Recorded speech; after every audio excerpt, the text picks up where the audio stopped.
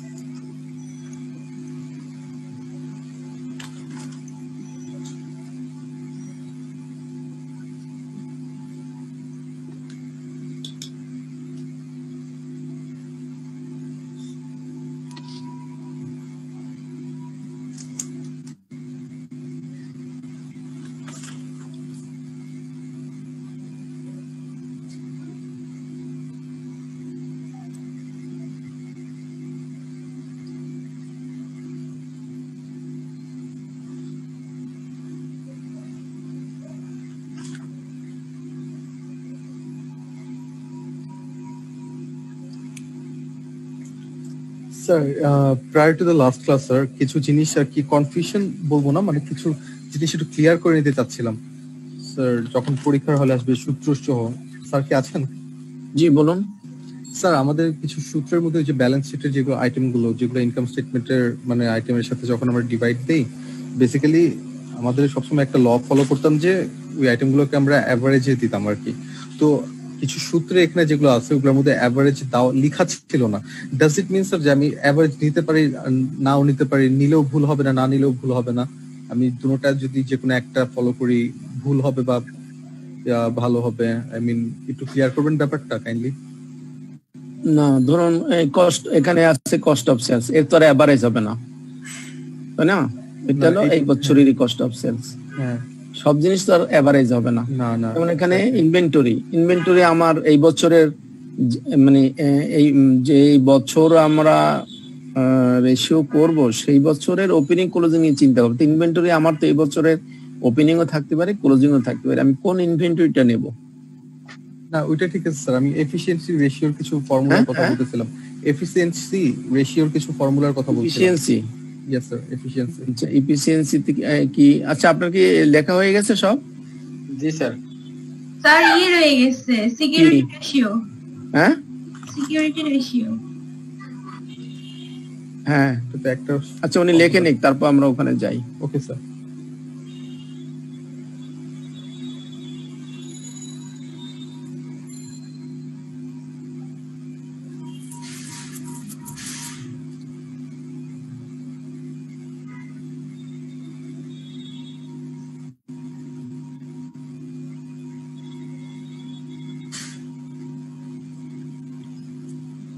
Sir একটু নিচে নামাবেন, C নাম্বারটা একটু দেখবো। কোনটা? এই যে স্যার ওই যে বি 1 2 তারপরে সি আছে না, ডেজ ডি। হ্যাঁ সি, ওটা কি রিসিভেবল? কোনটা এটা? Receivable collection period. Receivable collection period or receivable days. আচ্ছা একটু লিখবো।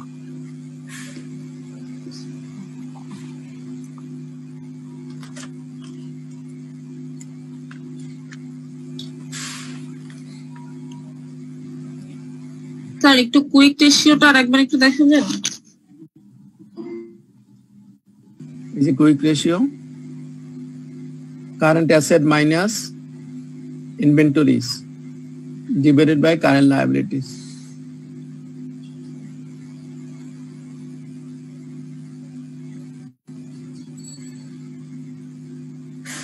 টাইপিং গুলো আসলে খুব বেশি তো ভালো হয়নি, আমার পিএস করছে তো আমি নিজে টাইপ পারি না আসলে। আচ্ছা যিনি এফিশিয়েন্সি নিয়ে কথা বলছিলেন, এখানে যেন সেলস রেভিনিউ, এই সেলস রেভিনিউ তো আপনার এই বছরই সেলস রেভিনিউ হবে। টোটাল অ্যাসেটস, এখানে আপনি টোটাল অ্যাসেট বলতে long term asset plus current asset, অথবা শুধু আপনি লং টার্ম অ্যাসেটও নিতে পারেন, সেটাই বলা হয়েছে এখানে। আর এখানে যেমন average capital employed by share holders and lenders, এই যে শেয়ার হোল্ডারের ক্যাপিটাল এবং লেন্ডারের যে ব্যালেন্সটা সেটা ওপেনিংও থাকতে পারে, ক্লোজিংও থাকতে পারে। তাহলে আমরা কোনটা দিয়ে ভাগ করব, সেই জন্য কনফিউশন এড়ানোর জন্য আমরা এভারেজটা নেওয়ার চেষ্টা করব। যদি এভারেজ নিতে না পারি আমরা ক্লোজিংটা নিয়ে কাজ করব। ক্লিয়ার আপনি? Yes sir. ক্লোজিংটা নিয়ে কাজ করবো, যেখানে আমি অ্যাভারেজ করতে পারবো না, যেই বছরেরটা আমার দেয়া থাকবে সেই বছরের ক্লোজিংটা নিয়ে আমি কাজ করব। আর যেটা অ্যাভারেজ করতে পারবো তো অ্যাভারেজ করবোই। এই জিনিসগুলা আসতেছে না কেন বললাম না। ওকে, এখন আমরা তাহলে ইসে যাই, প্রবলেমে যাই। স্যার এই ক্যাপিটাল স্ট্রাকচার স্যার, একটু স্যার একটা মিনিট স্যার, এই ক্যাপিটাল স্ট্রাকচার, হ্যাঁ এগুলো কি আমাদের অ্যাভারেজ করে নিতে হবে না যদি অ্যাভেলেবল ইনফরমেশন থাকে? টোটাল ক্যাপিটাল এমপ্লয়েড যেটা, সেটা যদি আপনি অ্যাভারেজ করার সময় করতে পারেন, না পারলে অসুবিধা নেই। না করলেও কি ভুল হবে স্যার? না না, কোনো ভুল নাই। আর যেখানে আমি অ্যাভারেজ লিখেছি সেখানেও ভুল হবে না। ওকে স্যার, ওকে স্যার, এটা জানার জন্য। করতে পারলে মোর অ্যাকুরেট হয়, এবং সেটা তো আবার আপনি আবার একটু সময় বেশি লাগবে, কাজে অ্যাভারেজ না করতে পারলে কোনো সমস্যা নাই। Okay sir, okay, thank you sir. Sir আরেকটা কোশ্চেন একটু করি। বলুন স্যার, এই যে আমরা প্রফিটেবিলিটি রেশিওতে এক জায়গায় নিচ্ছি স্যার গ্রস মার্জিন যখন করছি গ্রস প্রফিট, আবার রিটার্ন অন ক্যাপিটাল যখন করছি অপারেটিং প্রফিট, আর রিটার্ন অন ইকুইটিতে নেট প্রফিট। তো এইখানে স্যার সবগুলা নেট প্রফিট নিলাম না কেন? নিলে সমস্যা কি? ধরেন রিটার্ন অন ইকুইটি সবগুলা তো আমি নিলাম না, এক একটা সূত্র এক একটা। এখানে অপারেটিং প্রফিটের সাথে তুলনা করা হয়েছে, এখানে নেট প্রফিটের সাথে তুলনা করা হয়েছে, এখানে গ্রস প্রফিটের সাথে তুলনা করা হয়েছে, এক একটা এক এক ক্যারেক্টারিস্টিক্স। মানে আপনি যদি সবগুলা নেট নেন তাহলে তার রেশিও হলো না। কিন্তু স্যার ওই যে অপারেটিং প্রফিট যখন নিছি তখন আবার ওই যে শেয়ার হোল্ডার আর লেন্ডার দুইটা নিছি, কিন্তু রিটার্ন অন ইকুইটিতে শুধু শেয়ার হোল্ডার্স ইকুইটি। এখানে তো বলছি রিটার্ন অন ইকুইটি, আর ওখানে তো বলছি রিটার্ন অন ক্যাপিটাল এমপ্লয়েড, ভাষা তো ভিন্ন। আচ্ছা ঠিক আছে। ওখানে তো বলছে ক্যাপিটাল এমপ্লয়েড, এখানে ক্যাপিটাল বলতে ওনার্স ক্যাপিটাল। বিভিন্ন ভাবে আপনি, আমি এখানে আর কয়টা রেশিও করছি, আপনি যদি 10টা বই ঘাটেন আপনি 100 রেশিও পাবেন, রেশিওর কোনো অভাব নেই। তুলনা বিভিন্ন ভাবে করতে পারে।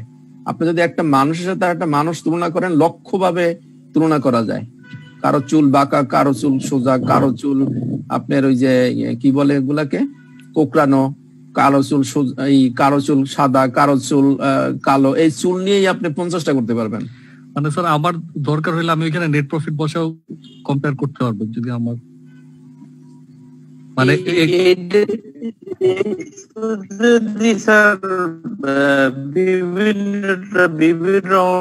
একটু ডিস্টার্ব হচ্ছে, নেটওয়ার্কে ডিস্টার্ব করতেছে, একটু ওয়েট করেন 1 মিনিট, আমি ব্রডব্যান্ড কানেকশনটা একটু দিয়ে নিই।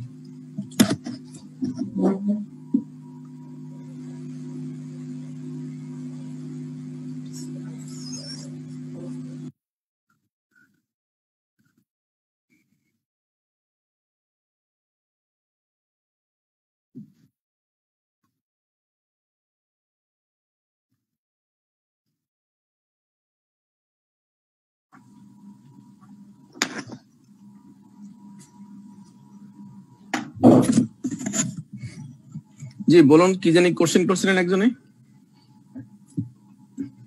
যদি রেশিও গুলো যদি বিভিন্ন ব্যাখ্যা হয় তাহলে তখন রেজাল্ট কে আসবে?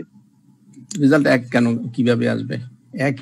একই নেচার হলে একই ধরনের রেজাল্ট আসবে। এগুলো আমরা বিভিন্ন ক্যারেক্টারিস্টিক্স এ তুলনা করতেছি। এখন আপনি এর চেয়ে আরো বিভিন্ন ধরনের ক্যারেক্টারিস্টিক বের করতে পারেন, সেটা আপ টু ইউ।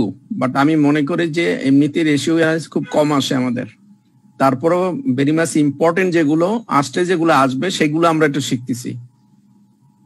সূত্র দেয়া আছে, কোনো কনফিউশনে কিছু নাই, এ নিয়ে আর বেশি কোশ্চেনে আমার মনে হয় কোনো সুযোগ নেই। আমরা প্রবলেমে যাই, যতটুকু কনফিউশন আছে আর দূর হবে।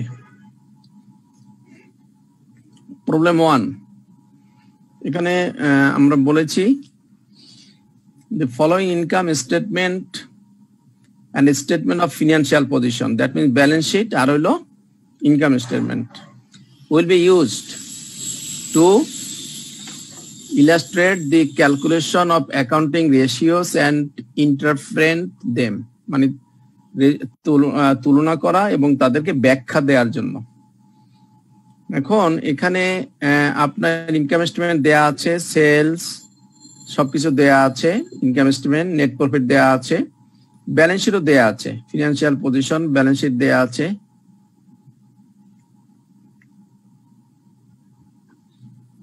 টোটাল দেয়া আছে। এখন আপনি রেশিও অ্যানালাইসিস করবেন। এখন আমি কোনো রিকোয়ার্ড দেইনি, এই জন্য ইচ্ছে করে দেইনি যে আমরা সব রেশিওগুলাই এখান থেকে একটু প্র্যাকটিস করব একবার, সেজন্য ইচ্ছে করে আর দেই নাই। ঠিক আছে, সবগুলোই আমরা করব, কোনো স্পেসিফিকে যাব না। তাহলে আমাদের যেহেতু আমাদের ইনকাম স্টেটমেন্ট দেয়া আছে 31শে ডিসেম্বর, যে কোনো একটা বছর ধরুন, তার সেই বছরে 31শে ডিসেম্বরের ইনকাম স্টেটমেন্ট দেয়া আছে। নাও ওই বছরেরই আবার আপনার ব্যালেন্স শিটও দেয়া আছে ইয়ার 8, তাহলে আমরা এখানে ইয়ার 8 ধরি। ওকে, নাও আমরা আমাদের যেগুলো সূত্র আমরা দিয়েছি সেগুলো নিয়ে বসিয়ে আমরা কিছু অ্যানালাইসিস করি। তাহলে প্রথমটাই আমরা এখানে একটা জিনিস আলোচনার আগে একটু করেছি, এটা অবশ্য থিওরির সময় আলোচনা করেছি, যে আমরা যদি এরকম একটা রেশিও যখন অ্যানালিসিস করব যে প্রফিট আমার সেলস এর কত অংশ, এরকম যদি একটা আমরা তুলনা করি, সেই তুলনাটা কিন্তু আমরা লাস্টে এভাবেও করতে পারি 20/1 অথবা 1:20 এভাবেও লিখতে পারি। সো দ্যাট রেশিও কিন্তু প্রকাশ ভঙ্গি বিভিন্ন ভাবে আপনি উপরে নিচে দিয়েও করতে পারেন, এভাবে 20/1 সেটাও বলতে পারেন, অথবা আপনি 1:20 সেটাও বলতে পারেন। তো আমরা প্রথমে কি করব, প্রফিটেবিলিটি রেশিও। তো প্রফিটেবিলিটি রেশিও সূত্রটা কি আমাদের? প্রফিটেবিলিটি রেশিও প্রথম সূত্রটা কি? Gross margin.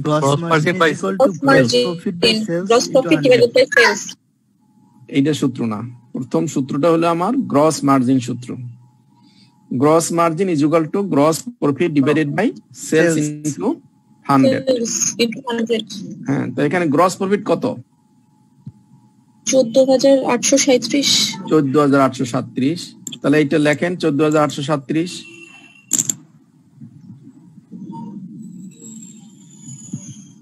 আর সেলস কত? 23,636। হ্যাঁ, ইনটু 100 কত হয় বলুন? 62.77। রাইট। তাহলে 62.77 এর অর্থটা কি? 100 টাকা যদি সেল হয়, তার ভিতরে আমরা যদি পয়েন্ট বাদ দিই, তাহলে 62 টাকায় আমার কি? Gross profit. রাইট। তাহলে একটা সিম্পলি একটা আমরা মেজারমেন্ট করলাম যে যদি 100 টাকা সেল হয়, ধরে নিতে হবে যে 62 টাকা বা 63 টাকা আমার গ্রস প্রফিট আছে, এটা বোঝার জন্য। এখন যদি এখানে দুটো বছর দিত, যেমন এটার একটা বছর যদি আর একটা প্রিভিয়াস ইয়ার দিত, সেখানে যদি হতো 60% থাকতো, আর এবার আমার বের হয়েছে 62 বা 63%, তাহলে আমি এটা তুলনা করতে পারতাম যে না, এই বছর কোম্পানি গ্রোয়িং পজিশনে আছে, সে গত বছরের চেয়ে এই বছরে তার গ্রস মার্জিনটা একটু বেশি। তো গ্রস মার্জিন বেশি হবে কি কারণে? কারণ হলো কস্ট অফ সেলসটা সে কমিয়ে আনছে, সেই জন্য তো গ্রস মার্জিনটা বেশি হয়ে যায়। তাহলে এইভাবে কিন্তু আমরা প্রত্যেকটা রেশিওতে আমরা এইভাবে কিন্তু বিষয়ের বিশ্লেষণ করব এবং কমেন্টস পাস করব।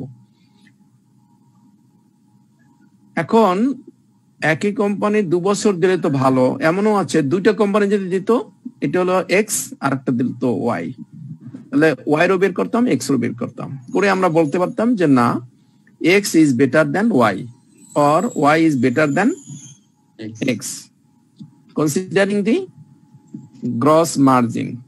গ্রস মার্জিন কনসিডারে এক্স বেটার দেন ওয়াই, আমরা সেভাবে বলতাম। কাজে প্রত্যেকটা আপনি শুধু রেশিওটা বের করা কিন্তু মূল আমাদের না, অবজেক্ট না, আমাদের কিন্তু অবজেক্ট কমান্ড পাস করা, এবং রেশিও আসলে কিন্তু অবশ্যই আপনার কাছে কমান্ড চাবে। ওকে, দেন আমরা প্রফিটেবিলিটি রেশিওর সেকেন্ড রেশিওটা কি বলছিলাম? Return on capital employed. Return on capital employed, সেখানে বলছিলাম যে operating profit divided by average capital employed by long term and equity. Average capital employed by shareholders and the lenders বা long term liability. তাহলে average আমি করতে পারবো কিনা দেখি। আমরা যদি অ্যাভারেজ করতে পারি, আমরা অ্যাভারেজ করে শিখে নেই, পরীক্ষা হলে করে করলাম, না করে না করলাম। তাহলে অ্যাভারেজ করবো কার? Capital employed by share holders and lenders. তাহলে আমরা ব্যালেন্স শিটে যাই, ব্যালেন্স শিটে গিয়ে দেখি যে আমার ক্লোজিং এই যে শেয়ার হোল্ডার্স ইকুইটিটা আছে, কত আছে? 18,250। হ্যাঁ, এখানে ইকুইটি মানে কি? Share holder equity 18,250। এটা কি ওপেনিং না ক্লোজিং? ক্লোজিং। আমরা যেই বছরটা নিয়ে অঙ্ক করব সবসময় সেটা হয় ক্লোজিং। তাহলে ইটস এ ক্লোজিং ইকুইটি। তাহলে ক্লোজিং ইকুইটি যদি এইটা হয়, তাহলে ওপেনিংটা কত বলতে পারেন তো?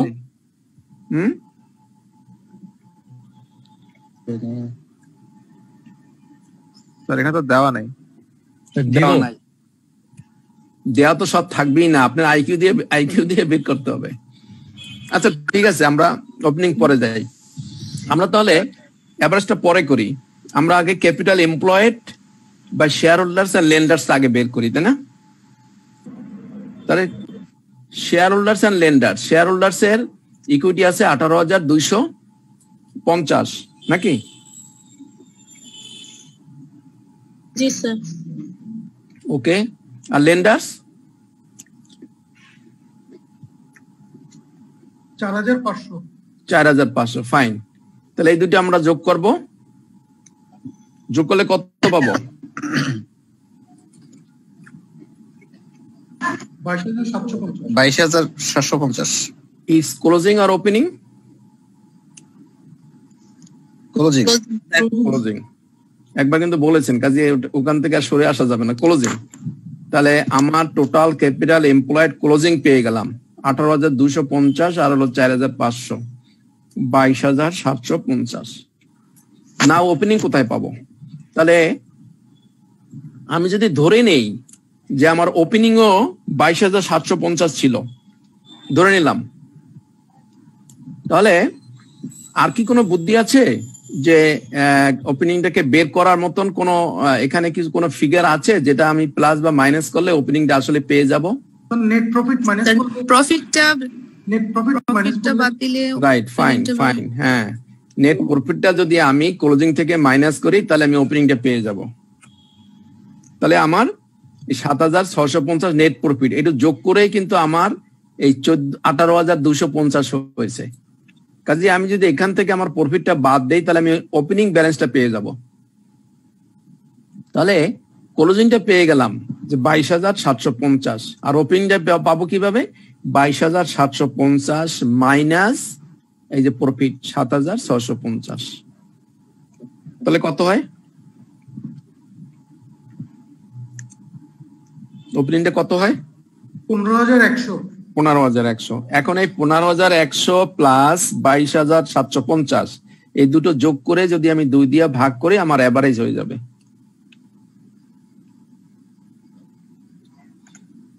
আমরা শিখতেছি, পরীক্ষা হলে পারলে করব, না পারলে ক্লোজিং দিয়ে করব, আর এভারেজ করতে পারলে বেটার। স্যার এভারেজ না করে যদি দেই সেক্ষেত্রে মার্কিং এর ক্ষেত্রে কোনো পার্থক্য হবে কি? রেজাল্ট একটু ভেরি করবে, কমেন্টসে হয়তো খুব বেশি তো ভেরি করবে না, কিন্তু রেজাল্টে সামান্য ভেরি করবে। মার্কে নির্ভর করে বাকিগুলো অঙ্কের উপরে। যদি দেখা যায় যে না আপনার 1 বা 2 মার্ক পেলে আপনি পাস হয়ে যায়, তখন হয়তো ওখানে আর কাটবে না আর কি। আর যদি দেখা যায় যে না আদৌ আপনার পাসই হচ্ছে না, তখন ওখান থেকে আরো কেটে দেবে। অনেকগুলাই আপনি যখন যে খাতা দেখে, আর একটা জিনিস, খাতা কিন্তু একজনে দেখে না, কয়জনে দেখে জানেন?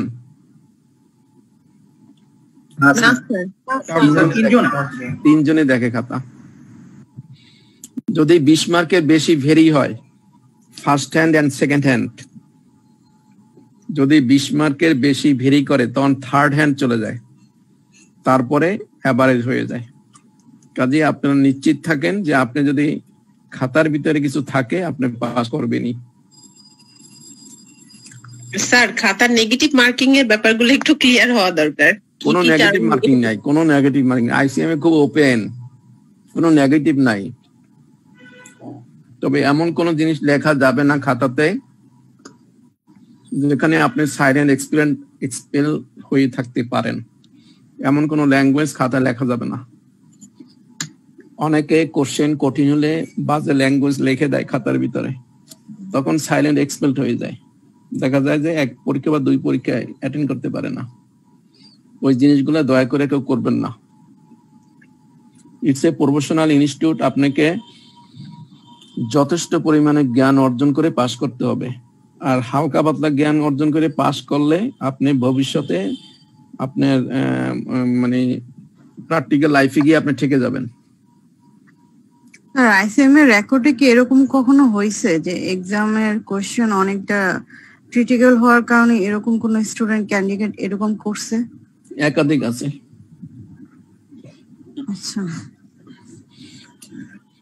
এখানে তো বিভিন্ন ধরনের স্টুডেন্টই আছে, বুঝলেন না? কেউ মনে করে যে ভর্তি হলেই বোধহয় পাস হয়ে যায়, কিন্তু 20 বছর অনেকে রেজিস্ট্রেশন 20 বছর যে রিনিউ করা যায় এটা তো জানে না। হ্যাঁ, না আমার শোনা মানে অনেকেই বলছে যে এখানে পাস করে না, রিজন হচ্ছে হয়তো বা তার স্টুডেন্ট ভালো না, এই কারণে পাস করে না। বাট এখানে অ্যানালাইসিস করে দেখতে গেলে দেখা যায় যে অনেক ভালো স্টুডেন্টরা কমপ্লিট করতে পারে না, বাট এবার স্টুডেন্ট গুলো ওরা কমপ্লিট করে গেছে। কারণ কি বলেন তো স্যার? কারণ হচ্ছে যে ওরা যারা পাস করে তারা হচ্ছে কনফিডেন্ট থাকে যে আমি শেষ করতে পারবো, আর যারা হচ্ছে এভারেজ স্টুডেন্ট তাদের অনেক খাটতে হয়, অনেক পড়তে হয়। না, এটা ঠিকই আছে, এটা একটা কারণ। আমি মনে করি আমার ব্যক্তিগত এটা হলো, অনেক স্টুডেন্ট আছে যে যত রাত্রি হোক আমি একটা লাইন দেখলো, কোনো এক বইয়ের এক লাইনটা দেখে আমি ঘুমাবো। অনেক স্টুডেন্ট লাইফে অনেক স্টুডেন্ট আমরা দেখেছি যে গল্পের বই এক পৃষ্ঠা না পড়লে তার ঘুম আসে না, বহুত স্টুডেন্ট আছে। আর ঘুম না আসলে তখন গল্পের বইটা খুলে নেয়। ঠিক যদি আমরা সেই রকমই মনে করি যে আইসিএম এর বইটা পড়তে পারি না পারি, অন্তত একটা পৃষ্ঠা দেখে ঘুমাবো, এই কমিটমেন্টটা যদি আপনার থাকে, আপনি টুডে অর টুমরো পাস করবেন। আর পরে রেখে দিলাম, দুবার পরীক্ষা দিলাম, খারাপ হলো, ও আমার দ্বারা হবে না, হ্যাঁ, তো এই হলে আর পাস হবে না। আপনি মানে কমিটমেন্টটা থাকতে হবে, আপনার ডিটারমাইন্ড থাকতে হবে যে আমাকে পাস করতেই হবে, সবাই করলে আমি কেন করব না, তাহলে সমস্যা হবে না। আর যদি মনে করেন করলে করলাম, না করলে নাই, অনেকে অনেক উদ্দেশ্য নিয়ে ভর্তি হয়, এই উদ্দেশ্যের উপর নির্ভর করে আর কি। তবে যারা রেগুলার কিছু না কিছু পড়াশোনা করে এবং সিরিয়াস, তারা অবশ্যই পাস করে। আর যারা মনে করে হইলো না হইলে নাই, দ্যাট ইজ অ্যানাদার থিং। ওকে, তো আমরা এখানে তাহলে আমরা কি করলাম, আমরা ওপেনিং ক্লোজিং নিয়ে আমরা এভারেজ করলাম। এভারেজটা কত আসলো ফিগার? 18,925। 18,925, ফাইন। সবাই কি হয়েছে 18,925? 18,925। হ্যাঁ, ফাইন। তাহলে আমি নিচের ফিগারটা পেয়ে গেলাম 18,925। আর উপরে কি ছিল আমার? 9,100। 9,100 কি? Operating profit. এই যে অপারেটিং প্রফিট দেয়া আছে 9,100। তাহলে 9,100 ডিভাইডেড বাই 18,925 কত আসে? 48 কি? 0.08%। 48%। তাহলে যেহেতু 100 দিয়ে গুণ আছে 48%, that means total capital employed যদি আমি করি, তাহলে আমি নিশ্চিত যে আমি 100 টাকা ইনভেস্ট করলে 48 টাকা আমার রিটার্ন আসবে। এখন আপনি এই 48 টাকার উপরে বিভিন্ন ভাবে, এই যে কমান্ড একটু আগে বললাম, একই কোম্পানি 2 বছর হলে 2 বছরের সাথে তুলনা করবেন, দুটো আলাদা কোম্পানি হলে সেইভাবে তুলনা করবেন। যার রিটার্ন বেশি সেখানে লেন্ডার্সরা লেন করতে উৎসাহিত হবে, তারা ইনভেস্ট করতে তারা উৎসাহিত হবে।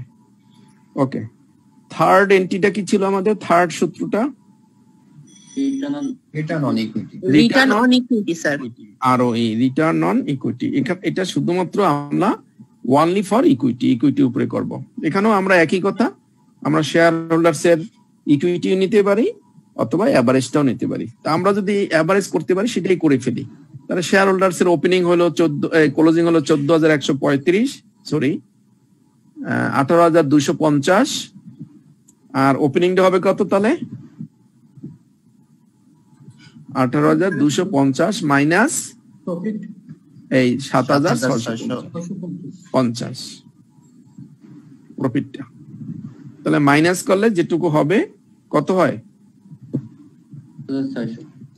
10,600। তাহলে 10,600 হইলো আপনার ওপেনিং, আর ক্লোজিং ছিল 18,250। তাহলে দুইটা যোগ করে 2 দিয়ে ভাগ করি,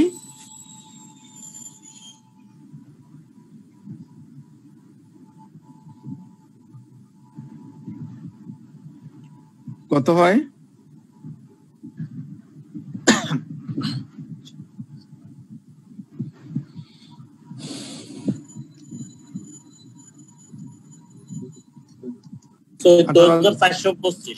হ্যাঁ, 14,425। গুড, 14,425 আমি এভারেজ ইকুইটি পেয়ে গেলাম। আর নেট প্রফিট কত ছিল আমার? 7,650, তাই না? তাহলে 7,650 ডিভাইডেড বাই 14,525 কত হয়?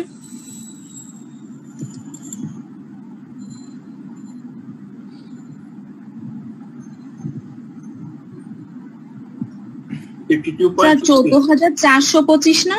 জি জি তাহলে 53.03। জি, দ্যাট মিন্স 03 আর বাদ দেন, রাউন্ড নিয়ে আসবেন 53%। তাহলে হবে কি আপনার কমান্ড করতে সুবিধা হবে। স্যার একটা কোশ্চেন করা যাবে স্যার? বলুন স্যার, ওই এভারেজ শেয়ার হোল্ডার ইকুইটিটা একটু কিভাবে বের করছেন যদি আরেকবার একটু দেখাতে করতেছি। Average shareholders equity? জি স্যার, এখন যেটা বের করলাম এই যে ক্লোজিং আছে আপনার, এই যে 18,250, এই যে ইকুইটি মানে শেয়ার হোল্ডারস ইকুইটি, এই ইকুইটি আছে 18,250, এটা হলো ক্লোজিং।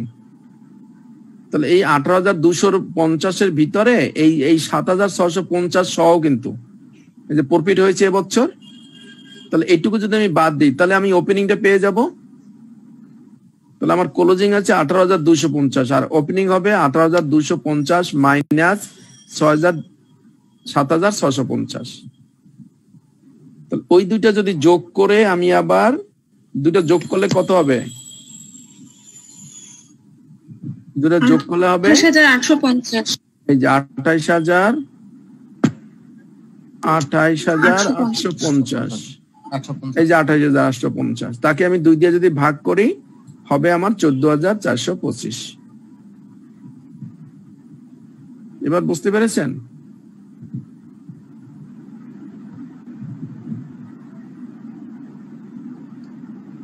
যিনি কোশ্চেন করছেন তিনি ক্লিয়ার হয়েছেন?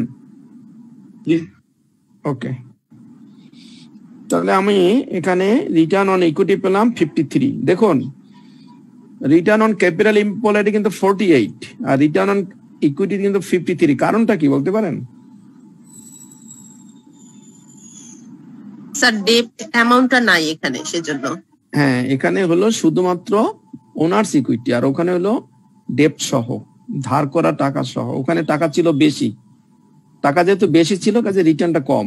ওখানে ছিল 18,925 আর এখানে হলো 14,425, সেজন্য এখানে পার্সেন্টেজটা বেশি। ওকে, তাহলে আমরা নেক্সট রেশিওটা কি আমাদের? Liquidity ratio. হ্যাঁ, লিকুইডিটি রেশিও বা সলভেন্সি রেশিও। স্যার একটা কথা বলতে চাই। বলুন স্যার, নেট মার্জিন বললে তখন সূত্রটা কি দাঁড়াবে? নেট প্রফিট টু সেলস আসবে স্যার? নেট মার্জিন মানে হলো নেট প্রফিট আর কি, এক এক জায়গায় এক এক ল্যাঙ্গুয়েজ ইউজ করে। হ্যাঁ, এখানে যেমন বলছে প্রফিট পিরিয়ড, তার মানে নেট প্রফিট। লাস্ট ওয়ানটাই হলো নেট প্রফিট ফর দি ইয়ার মানে নেট প্রফিট, ওই রকমের। ওকে, তো আমরা এরপরে দেখবো কি আমরা solvency ratio or liquidity ratio. দয়া করে সবাই অল্টারনেটিভ নামটা একটু মনে রাখবেন, কারণ কোশ্চেনে কোন নামটা দেয় বলা মুশকিল। আমরা প্রফিটেবিলিটি রেশিওর আরেকটা নাম কি বলেছিলাম মনে আছে? Performance ratio. সে কিরকম পারফর্ম করতেছে সেই জন্য পারফরমেন্স রেশিও। কাজে আপনি যদি কোশ্চেন আসে পারফরমেন্স রেশিও, একই জিনিস। আপনি না জানলে তো আপনি বলতে পারবেন না। কাজে নাম আমাদের দুটোই জানতে হবে।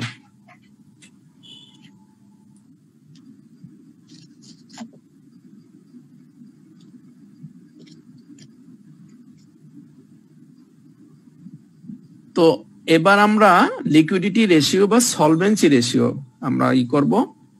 তাহলে সলভেন্সি রেশিওর প্রথম রেশিওটা কি? Current ratio. Current ratio right. Current ratio is equal to current asset divided by current liability. Fine, current asset divided by current liability, দুটাই ব্যালেন্স শিট আইটেম। তাহলে আমরা কারেন্ট অ্যাসেট এখানে দেয়া আছে, কারেন্ট লায়াবিলিটি দেয়া আছে, কাজে ব্যালেন্স শিট আইটেম দুটোই। এখানে কারেন্ট অ্যাসেট কত আছে?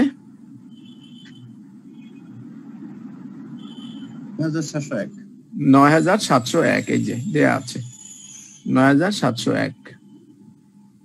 এটা তো উপরে নেওয়া যাবে না,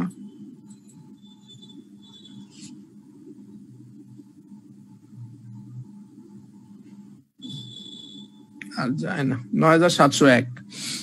তো এটা হলো current asset divided by current liability. Liability থাকবে আমার লাইবিলিটি সাইড, এই যে নন কারেন্ট লাইবিলিটি ছিল ৪৫০০, এই যে কারেন্ট লাইবিলিটি আছে ১০৮৬। হ্যাঁ, তাহলে রাইট। তাহলে ৯৭০১ ডিভাইডেড বাই 1086, তাহলে কত আসে আমাদের? 8.93। 8.93। তাহলে আমরা এটাকে কিভাবে প্রকাশ করব? আমরা যখন জি জি, আর এটা যেহেতু রেশিও স্যার, তার মানে স্যার রেশিও হবে 1:8.93। 1:2 হবে নাকি 8.93:1 হবে, কোনটা? 8.9:1 রাইট। হ্যাঁ, নিচেরটা হলো 1, নিচেরটা হলো 1 আর উপরেরটা হলো যেটা রেজাল্ট আসলো। তাহলে 8.93:1। তাহলে দেখুন আমাদের স্ট্যান্ডার্ড ছিল কত? 2:1। তাহলে এখানে কি এটা ভালো? খুব বেশি ভালো না। কারণটা কি? ওদের হচ্ছে মানে যে পরিমাণ ক্যাশ টাকা থাকার ছিল তার চেয়ে বেশি রয়ে গেছে। তার মানে একটু অলস টাইপের। ওখানে তার কারেন্ট অ্যাসেট মানে ইনভেন্টরিটা তার বেশি আমার মনে হচ্ছে, যে কারণে তার 1 টাকার বিনিময়ে সে প্রায় 9 টাকা রেখে দিছে, অথবা ওয়ার্কিং ক্যাপিটাল তার খুব বেশি একটা ভালো পারফর্ম করতেছে না বা রোলিং করতেছে না।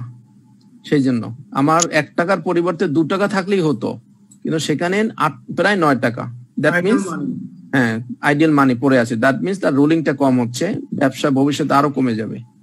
সেই জন্য এটা কারেন্ট রেশিও। তাহলে কুইক রেশিওটা কি? Current asset minus inventory divided by current liability. Good. তাহলে current asset minus inventory. Inventory আমি ব্যালেন্স শিট আইটেম এখানে পেয়ে যাব, ব্যালেন্স শিটে ইনভেন্টরি কারেন্ট অ্যাসেটের ভিতরে পাবো। এই যে ইনভেন্টরি আছে কারেন্ট অ্যাসেটের ভিতরে 1425। তাহলে 1425 টাকা আমি বাদ দেবো, আমার কারেন্ট অ্যাসেট আছে ৯৭০১ থেকে। তাহলে আমি কুইক অ্যাসেট পেয়ে গেলাম।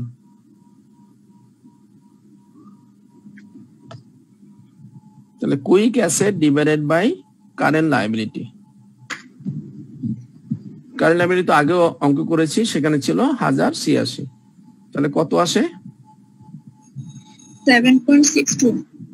7.62 ইস্টু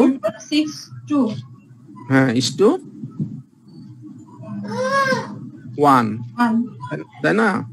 7.62:1, অর্থাৎ 1 টাকার বিনিময়ে আমার প্রায় 8 টাকা আছে। ইট ইজ নট, যেহেতু কারেন্ট অ্যাসেটও বেশি এই জন্য কারেন্ট কুইক অ্যাসেটটাও বেশি হয়ে গেছে। ইনভেন্টরি বাদ দিলেও আমার আইডেল ক্যাপিটাল পড়ে আছে। দেখেন আপনি যদি ব্যালেন্স শিটের দিকে যাই, এই যে দেখুন আপনার যে ব্যাংকই পড়ে আছে, দেখেন 7,000 টাকার মতন। আমার 9,000 টাকার মধ্যে 7,000 টাকায় ব্যাংকে পড়ে আছে। সো দ্যাট বুঝাই যাচ্ছে সেটা it's not so good quick ratio. এখানে যদি স্যার প্রিপেমেন্ট বা অ্যাডভান্স পেমেন্ট থাকতো, সেটাও কি কুইক অ্যাসেট থেকে বাদ দিয়ে নিতাম স্যার? না, আমরা শুধুমাত্র কুইক অ্যাসেট বের করার জন্য শুধুমাত্র আমরা ইনভেন্টরিটাকেই বাদ দেব। Okay sir. Current asset minus inventory, এরপরে কারেন্ট অ্যাসেটের ভিতরে যত আইটেম আছে সবই থাকবে, শুধু আমরা ইনভেন্টরিটাকে বাদ দেব। জি স্যার। নাও আমরা ওয়ার্কিং ক্যাপিটাল তো কারেন্ট অ্যাসেট থেকে কারেন্ট লায়াবিলিটিস বাদ দিলে বের করে না ওয়ার্কিং ক্যাপিটাল স্যার? জি, সেখানে current asset minus current liability is equal to working capital. বলুন আপনার কোশ্চেন। রেশিওর ক্ষেত্রে আপনি যে ইস্ট দিয়ে দিয়েছেন এটা বলতেছি, রেশিওর ক্ষেত্রে যে working capital ratio equal to current asset is to current liabilities লিখছেন। হ্যাঁ, এটা লিখছি এই জন্য যে এটাকে অনেক সময় অনেকে ওয়ার্কিং ক্যাপিটাল রেশিও বলে, সেই জন্য আমি যতগুলো নাম যত বইতে পেয়েছি সবই আপনাদেরকে জানানোর চেষ্টা করছি। অনেক বইতে হয়তো পাবেন ওয়ার্কিং ক্যাপিটাল রেশিও, তখন আবার ঘাবড়ানোর কিছু নাই, এই কারেন্ট রেশিও কি বলতেছে আর কি, বুঝছেন?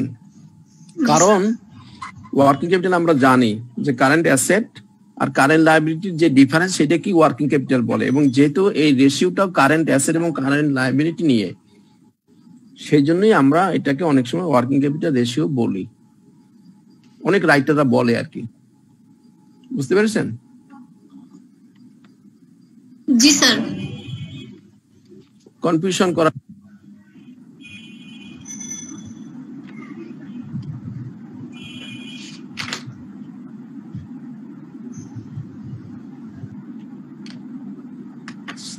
নাও, তারপরে কি রেশিও আমাদের?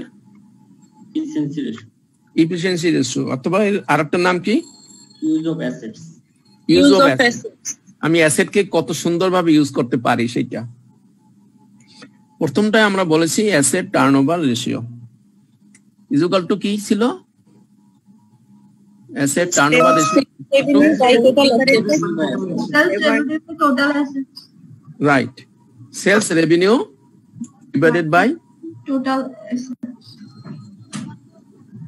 divided by total asset. Total asset means current asset plus long term asset, অথবা শুধু লং টার্ম অ্যাসেটও হতে পারে, আপনি যেভাবে খুশি বের করতে পারেন, এনি কম্বিনেশন। আমরা টোটাল অ্যাসেট আছে, টোটাল অ্যাসেট দিয়ে করি। এখানে টোটাল লাইব্রেরি যদি 23,836 থাকে, টোটাল অ্যাসেট 23,836।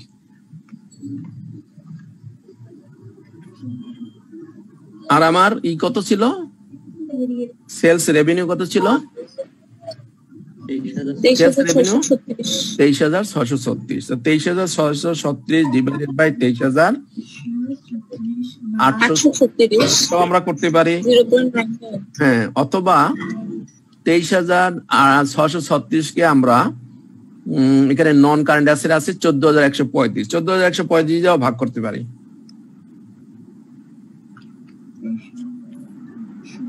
স্যার কোনটা মোর লেজিট?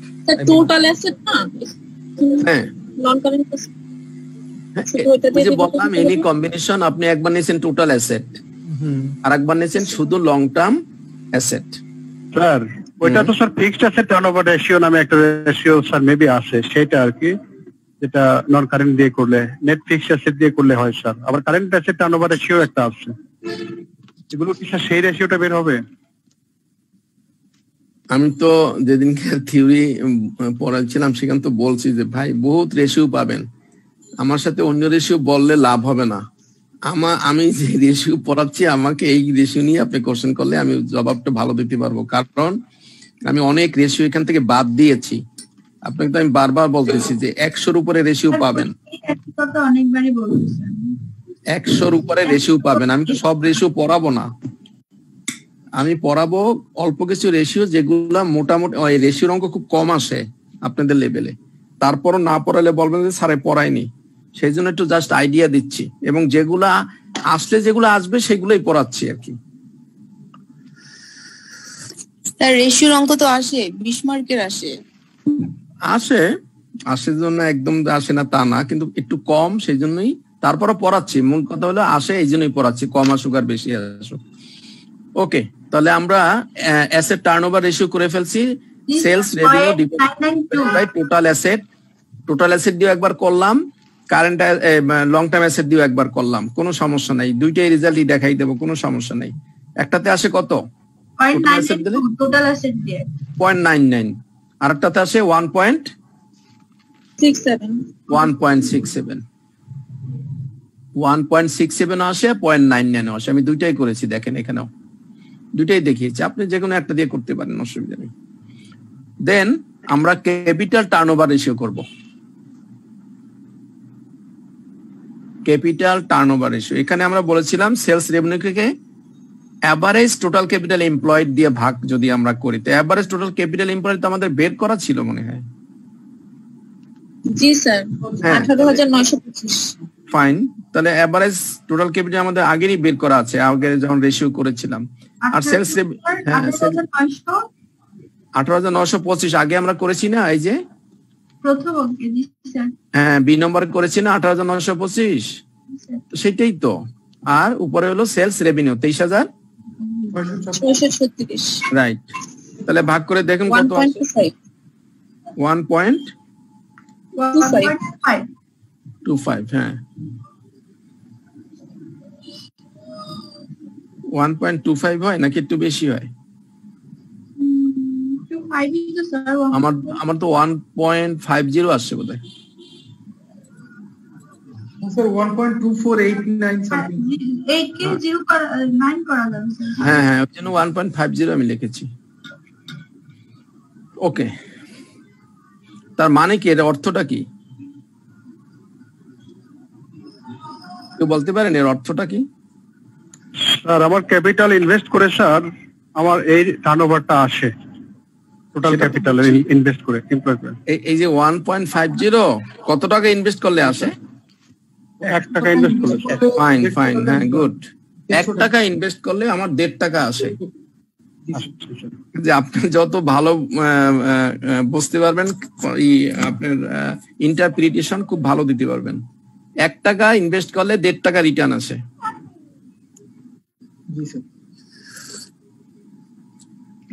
নাও কমেন্ট গুলো কি লিখে দিতে হবে স্যার?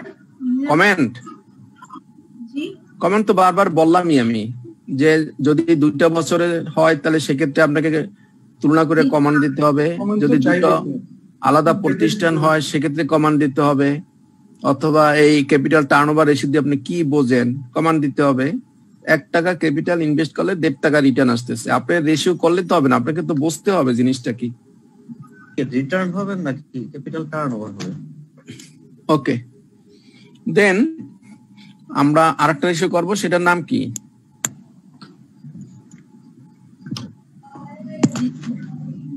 নন current asset turnover. Inventory turnover আছে, নন কারেন্ট অ্যাসেট টার্নওভার আছে। রাইট, নন কারেন্ট অ্যাসেট টার্নওভারটা করব আগে। তাহলে নন কারেন্ট অ্যাসেট টার্নওভার আমরা যেহেতু সূত্রগুলো আগে দিয়ে দিয়েছি সিরিয়ালি, আমরা সেইভাবে একবার প্র্যাকটিস করি। তাহলে নন কারেন্ট অ্যাসেট টার্নওভার এর সূত্রটা ছিল sales revenue divided by non current asset. Non current asset. তাহলে সেলস রেভিনিউ তো আগেই আছে আমার জানাই, আপনার 23,636, আর নন কারেন্ট অ্যাসেট এই যে 14,135।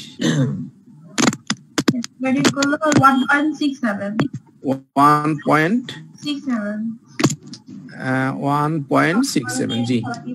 এর অর্থ কি, যে প্রত্যেক 1 টাকা যদি নন কারেন্ট অ্যাসেট আমার থাকে তাহলে আমার সেখানে রিটার্ন আসবে 1.67 টাকা ফর এভরি টাকা 1 নন কারেন্ট অ্যাসেট।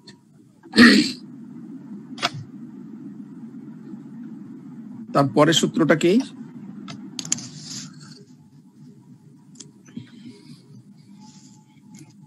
পরের সূত্রটা কি বলুন?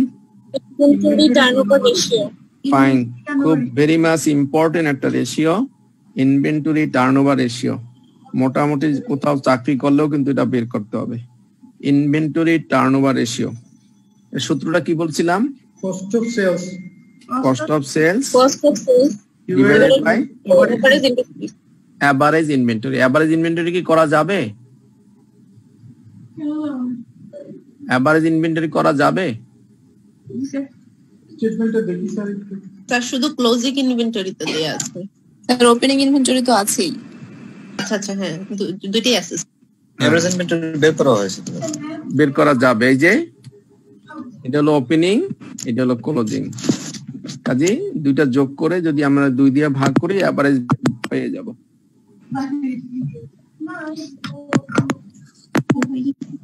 কত হয় এভারেজ?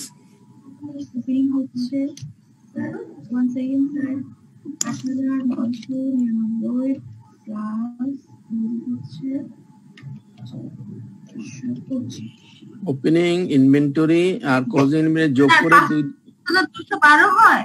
হ্যাঁ 1325 স্যার 1325 5000 হবে কি করে? এখানে হলো 1000 আর এখানে হলো এখানেও 1000 এখানেও 1000 এখানে 1200 আর এখানে 1400 তো 5000 হবে কেন?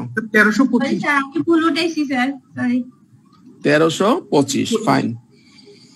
1325 হলো average inventory. Cost of sales cost of sales 8799 8799 তাহলে কস্ট অফ সেলস আছে 8799 ডিভাইডেড বাই 132 এভারেজ ইনভেন্টরি 1325 এর রেজাল্টটা কি হবে? স্যার 6.60 এটা কি 6.60 কি? টাইম স্যার, এটা টাইম। টাইম মানে বার। How many times inventories bought and sold during the year? এক বছরে ইনভেন্টরি কতবার আপনি বেচা কিনা করতেছেন, মুভিং করতেছে, সেইটা বোঝানোর জন্য এই রেশিওটা আমরা করি। 6.64 টাইমস, দ্যাট মিনস হলে how many Times inventory bought and sold during the year? প্রায় 7 বার ইনভেন্টরিটা মুভ হয়। স্যার রেজাল্টে মাইনাস আছে একটা স্যার, এতে কি সমস্যা আছে? হ্যাঁ একটা যে মাইনাস ফিগার আছে স্যার। কোথায় মাইনাস ফিগার? 1425টা 1425 উপরে স্যার, উপরে উপরে কস্ট অফ গুডস সেলস বিয়োগ করা হবে, তো এইজন্য মাইনাস দেওয়া আছে। উনি ক্লোজিং ইনভেন্টরি যে আমরা মাইনাস করেছি ওই কথাটাই বলতে মাইনাস করতে আর উপরে স্টেটমেন্টে স্যার, স্টেটমেন্টে কস্ট অফ গুডস সেলস তো মাইনাস হবে স্যার, এইজন্য ব্র্যাকেটে রাখা আছে। কস্ট অফ উপরে জি স্যার, এটা তো এটা থেকে মাইনাস করছে সেই জন্য। এটা নাই 1425টা ক্লোজিং ইনভেন্টরি 1425 মানে এটা থেকে এটা মাইনাস করছে সেটা বোঝাচ্ছে। ও আচ্ছা আপনি দেখেন এটা থেকে এটা মাইনাস করলে যে 8799 হয়। ও আচ্ছা স্যার, ঠিক আছে, ওই জিনিসটা বোঝানোর জন্য আর কি। Okay sir. হ্যাঁ হ্যালো বলুন স্যার। ওই দিন একটা আপু যে কোশ্চেন করছিল যে 6.64 দিয়ে আসতো স্যার টাইমস মানে বছরে, এখন স্যার 365 কে স্যার আমরা যদি 6.64 দিয়ে ভাগ করি তাহলে স্যার আমাদের এভারেজ ডে আসবে, যে আমার ইনভেন্টরি টার্নওভার ডেজ কতদিন হয়। এই প্রশ্নটাই বোধহয় স্যার একটা আপু করছিল। এখন আপনি করে দেখেন, ওই আপুর সাথে আপনি মেলে কিনা দেখেন। আর আমি ডেট বের করেছি কত বলুন তো?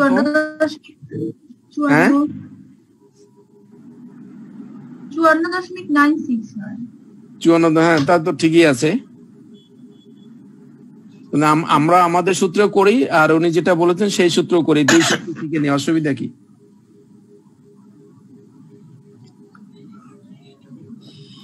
আমাদের সূত্রটা ছিল যে average inventory divided by cost of sales. Average inventory তো আমরা বের করছি, সেটা ছিল 1325, সেটাকে আমরা উল্টা এই 8799 দিয়ে আমরা ভাগ করেছি, তাহলে আমরা ডেজ পেয়েছি ইনটু 365 মানে 55 ডেজ। এর অর্থটা কি? স্যার কয় দিনের স্টোরে আমাদের ইনভেন্টরি এভারেজে এত দিনের স্যার বেচা কিনা হয় একবার। না হলো না। কতদিন পর্যন্ত এটা স্টোরেজ আছে, মানে সেল হওয়ার আগ পর্যন্ত কি? রাইট রাইট, বিক্রির আগ পর্যন্ত সে 55 দিন ওয়েট করে। স্টোরিং পিরিয়ড, হ্যাঁ স্টোরে সে 55 দিন থাকে।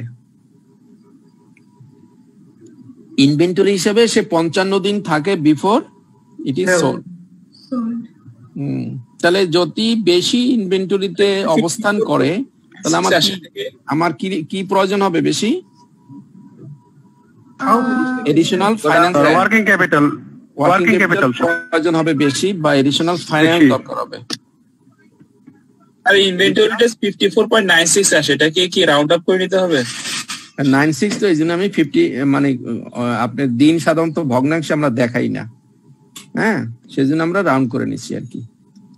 0.5 বেশি হলে একদিন অ্যাড করে দেয় আর 5 কম হলে ওইটাই রাখি। হ্যাঁ আমরা অ্যাকচুয়ালি দিনকে ওইরকম ভগ্নাংশ করি না, ইচ্ছে করলে আপনি যদি কম হয় 54 করবেন, একটু বেশি হলে 55 করবেন, ওতে কিছু আসে যায় না। That on average an item is in inventories before it is sold. Additional finance need in inventories which may be need elsewhere, যেটা অন্য কোথাও আপনি ইউজ করতে পারতেন ওই টাকাটা, আমি একটু সংক্ষেপে লিখে রাখছি যাতে মনে থাকে আর কি। তার মানে এই দিন যত বেশি কম হবে অত প্রতিষ্ঠানের জন্য ভালো, যত বেশি হবে অত প্রতিষ্ঠানের জন্য খারাপ, যত বেশি হবে অত আমার ওয়ার্কিং ক্যাপিটালটা বেশি লাগবে। তাহলে আমরা যদি দুটো বছরের মধ্যে তুলনা করে যে বছরে ডেজটা বেশি হবে সেই বছরটা খারাপ, আর যেই বছরে ডে কম থাকবে সেই বছরটা ভালো ছিল, আর যদি দুটা প্রতিষ্ঠানের মধ্যে তুলনা করি একই ঘটনাই ঘটবে।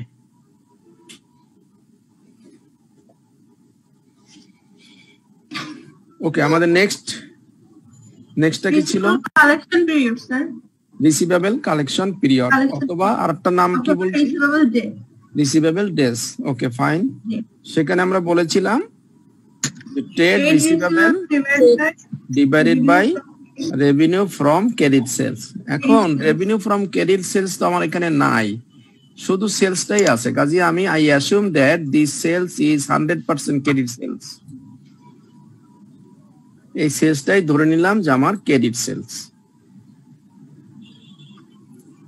আর আমার আর রিসিভেবল, কোন রিসিভেবল? Trade receivable. এখানে কি ট্রেড রিসিভেবল আছে? ট্রেড রিসিভেবল নাই। This receivable I assume that it is a trade receivable. যেহেতু আমাকে রেশিও করতে হবে, Kazi I assume that this receivable is trade receivable. So that 542 divided by 23,636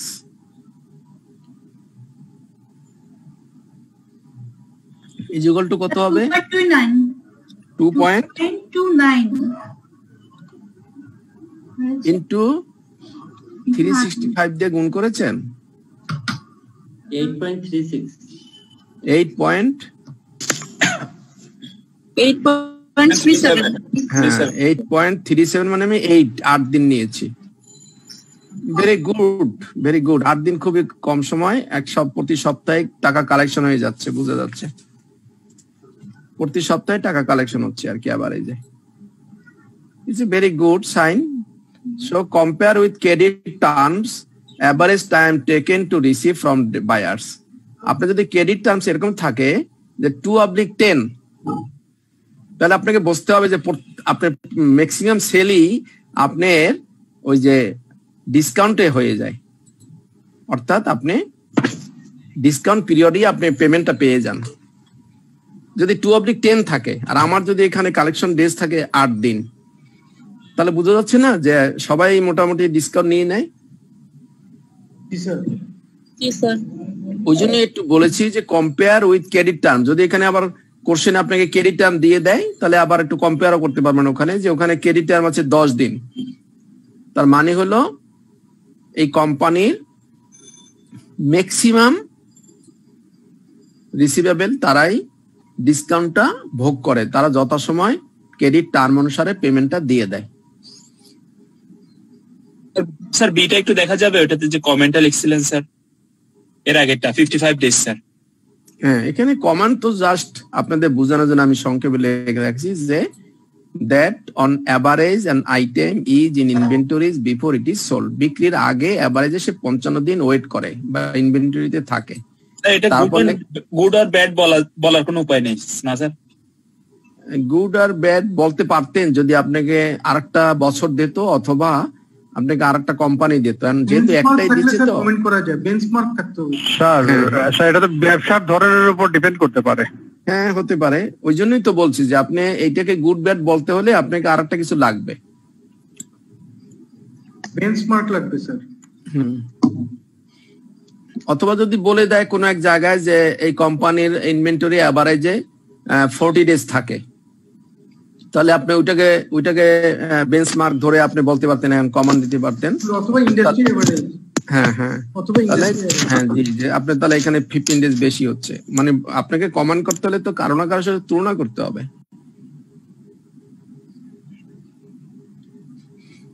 ওকে, তারপর আমাদের নেক্সটটা কি ছিল? পেয়াবেল। হ্যাঁ, তাহলে পেয়াবেল ডেজটা হলো কি? Trade payable divided by cost of sale or cost of sales or purchase. আমরা যদি পারচেজ থাকে পারচেজের সাথে করাটাই আমাদের উত্তম, আর তা না হলে কস্ট অফ সেলসও করতে পারি। তাহলে ট্রেড পেয়াবেল মানে কি? ট্রেড পেয়াবেল আমার এখানে শুধু পেয়াবেল আছে, ট্রেড নাই। হ্যাঁ, তাহলে আমরা ধরে নিলাম যে এটাই ট্রেড পেয়াবেল, তাহলে 1086। এবং কস্ট অফ সেলস আর পারচেজ, কস্ট অফ সেলস কত আছে? 8799 কস্ট অফ সেলস 8799, আর পারচেজ আছে 87999। পারচেজ আছে এইটা আর কস্ট অফ সেলস আছে এইটা, আপনি যে কোনোটা একটা দিয়ে তুলনা করতে পারেন। কস্ট অফ সেলস এর সাথে ট্রেড পেয়াবেল কতটুকু বা পারচেজের সাথে কতটুকু। নরমালি যেহেতু ট্রেড পেয়াবেল, স্যার ট্রেড পেয়াবেলটাকে অন্য জায়গা থেকে আলাদা ভাবে কিভাবে বুঝবো? যখন মার্চেন্ডাইজিং অপারেশন হবে তখন বুঝবো, মানে ট্রেড পেয়াবেলকে আমি কিভাবে আলাদা করবো স্যার? ট্রেড পেয়াবেল আলাদা মানে পেয়াবেল তো ধরেন অন্যান্য পেয়াবেল থাকতে পারে। মনে করেন সে একটা সিপিএফ থেকে একজনের লোন নিয়েছে, তাহলে সে বা সে এক মাসের স্যালারি আপনার অ্যাডভান্স নিয়েছে, তাহলে ওইগুলোকে আমরা আদার পেয়াবেল বলি। তাহলে আদার পেয়াবেল অথবা নোটস পেয়াবেল অথবা অ্যাকাউন্টস পেয়াবেল, এই অ্যাকাউন্টস পেয়াবেল কি আমরা বলি ট্রেড পেয়াবেল। কাজেই আমরা এখানে যদি কিছু বলা না থাকে আমরা ধরেই নেব যে এইটাই ট্রেড পেয়াবেল। তাহলে trade payable divided by cost of sales or purchase into 365। তাহলে এখানে কতদিন আসে? কস্ট অফ সেলস হচ্ছে স্যার 45 ডেজ, 45 বা 44 যাই হোক। কস্ট অফ পারচেজের সাথে 44। হ্যাঁ, 44 হইতে পারে, 45 হইতে পারে। এখন দেখুন, আপনি পেমেন্ট করেন, আপনি আদায় করেন 8 দিনের ভিতরে, আর আপনি পেমেন্ট দেন 44 দিনে। আপনি মানুষের টাকা দেন 44 দিন পর এভারেজে, আর আপনি মানুষের কাছ থেকে আদায় করেন 8 দিনের ভিতরে। So that is a good sign. আপনি যত দেরিতে দিতে পারবেন অত ভালো। অবশ্য এখানে আবার আপনি ডিসকাউন্টটা লস করতেছেন। জি স্যার, কুইক পে করলে ডিসকাউন্ট পাবো। হ্যাঁ, আপনি 44 days required to pay the payable amount and only 8 days required for collection from the receivable. So that এখানে যদিও আপনি এখন দেখতে হবে যে আপনি 44 days পরে পেমেন্ট করতেছেন, তাহলে আপনি ডিসকাউন্ট লস করতেছেন, তাতে বেনিফিটটা বেশি হবে নাকি আপনি 44 ডেজ পরে যদি দেন আপনি ওই টাকা রোলিং করে আপনি আপনার আর্নিংটা আরো বেশি করতে পারবেন। তার উপরে কারেন্ট রেশিওটা বেশি আছে স্যার, ক্যাশ টাকাটা পড়ে থাকে যে তার কারণে কারেন্ট রেশিওগুলো বেশি আছে বা কুইক রেশিওগুলো বেশি আছে। ক্যাশ টাকা পড়ে আছে ঠিকই, কিন্তু এদিকে তো আবার আপনি অনেক দেরিতে পেমেন্ট করতেছেন। জি স্যার, সেটাই বলতেছি, মানে পেমেন্টটা লেট দেওয়ার কারণে ওইটার সাথে অ্যাডভান্স হয়ে গেল, তাই না? মানে ওইটা যে সেন্সে আপনি ইউজ করবেন এটা তার রিভার্স হয়ে গেল আর কি। জি স্যার। তো কাজে টাকা আপনি ফেলে রাখলেন আর এদিকে 44 দিন ইউজ করলেন, তাহলে তো আপনি ডিসকাউন্টও পেলেন না। এটাই তো লস প্রজেক্ট স্যার। হ্যাঁ, ওকে। এরপরে এটা কি আমাদের তাহলে ক্যারিং রেশিও স্যার অথবা লিভারেজ রেশিও, রাইট? অথবা না, হ্যাঁ, আমরা ক্যাপিটাল স্ট্রাকচার রেশিও, জি সলভেন্সি রেশিও বা ক্যাপিটাল স্ট্রাকচার রেশিওর আন্ডারে হলো গিয়ারিং রেশিও বা লিভারেজ রেশিও। সেখানে আমরা বলেছিলাম যে ডেপ্ট divided by total capital employed, তাই না? Total capital employed. স্যার ডেপ্টটা লং টার্ম লায়াবিলিটি হবে। হ্যাঁ, ডেপ্ট মানে long term liability. Long term liability এখানে ব্যালেন্স শিটে দেয়া আছে। লং টার্ম লায়াবিলিটি এখানে বলা আছে আপনার 4500, তাই না? জি স্যার, একটাই আছে 4500। আর হলো টোটাল ক্যাপিটাল এমপ্লয়েড বা এভারেজ ক্যাপিটাল এমপ্লয়েড আমরা বের করেছি এর আগে একবার। কত ছিল মনে আছে ওইখানে? 18,925 22,750 স্যার। 22,750 রাইট, 22,750। তাহলে 4,500 ডিভাইডেড বাই, যেহেতু অ্যাভারেজ আমরা করেই ফেলছি কাজে অ্যাভারেজ দিয়েই করি। 22,750। পরীক্ষার সময় আমাদের কি সূত্রগুলো লিখে তারপরে অঙ্ক করতে হবে নাকি সরাসরি অঙ্ক করে দিলেও হবে? না না, সূত্র লিখতে হবে। সূত্র না লিখলে তো আপনারও বিপদ, আপনি তো ভুল করতে পারেন। 19.78 19.78, that means into 100 দিছেন? জি স্যার। into 100, তাহলে কত পার্সেন্ট হয়? 19.78%। 19.78। তার মানে 20% নাকি? 20% or 20:1 অথবা 20:1। অর্থ হলো যে 1 টাকা ক্যাপিটাল ইম্পোর্ট যদি করেন তাহলে 20 পয়সা, 20 পয়সা হলো আপনার ডেপ্ট, তাই না? আপনার ক্যাপিটাল 20% হলো ডেপ্ট, তার মানে 80% হলো আপনার ক্যাপিটাল। আমরা যদি অন্যভাবে বলি এখানে, তাহলে যদি আমরা পার্সেন্টেজে বলি তাহলে আমরা বলতে পারি 20%, গিয়ারিং রেশিও হলো 20%। অথবা যদি আমরা ইস্টু দিয়া করি তাহলে 0.20:1, 1 টাকার বিনিময়ে 20 পয়সা, ঠিক কিনা? অথবা আমরা আরো ভাবে লিখতে পারি। কিভাবে লিখতে পারি বলেন তো? আরো 4/1 ভাগ। জি, 5/1 ভাগ। 5/1 ভাগ। This is 200 5/1 ভাগ। 5/1 ভাগ। 5/1 ভাগ। ক্যাপিটাল স্ট্রাকচারটা হলো স্যার 80% হলো স্যার ইকুইটি, আর ডেট হলো স্যার 20%। হ্যাঁ, 5/1 ভাগ। তাহলে এখানে ইস্টুতে যদি আমি দেই তাহলে 20:80 বলা যায় নাকি কত বলবো?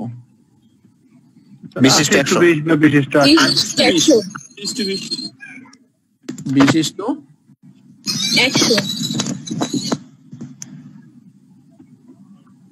কেন? 80 তো হবে না, 80-20 হবে। 100 হবে।